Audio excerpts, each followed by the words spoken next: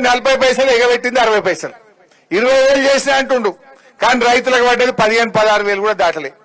చెప్పిందేమో 41,000 42,000 కోట్లు పడ్డాయేమో 15-16 కోట్లు అంటే ఇప్పుడు రేవంత్ రెడ్డిని అడుగుతున్నా నువ్వు కడుపు కట్టుకోలేదా మరి ఎందుకు రైతులకు పూర్తి రుణమాఫీ చేయలేదో సమాధానం చెప్పాలి అసలు నువ్వు ముఖ్యమంత్రివా ఆ కుర్చీ ఇజ్జత్ చేయబట్టివి ఏం చెప్పిండు మీరు టీవీలో చూసిండు 2 లక్షల మీద ఉన్న వాళ్ళు కట్టుర్రి నేను క్షణంలో వేసి పారెత్త పైసలు ఒకటే క్షణం 2 లక్షల మీది కట్టుర్రి మీరు కట్టంగానే మీ మీది రుణం 2 లక్షలు మాఫీ చేస్తా అన్నాడా లేదా టీవీలలో చూసిందా లేదా మీరు పాపం ఆయన మాట నమ్మి ముఖ్యమంత్రి కదా అని నమ్మి 3 రూపాయల మిత్తికి తెచ్చి బ్యాంకులో 2 లక్షల మీద ఉన్న అప్పు కడితే ఇటు మిత్తి మీద పడ్డది కొత్త అప్పు మీద పడ్డది పాత అప్పు మాఫీ కాలే ఇవాళ చాలా మంది రైతులు లబో దిబో అంటున్నటువంటి పరిస్థితి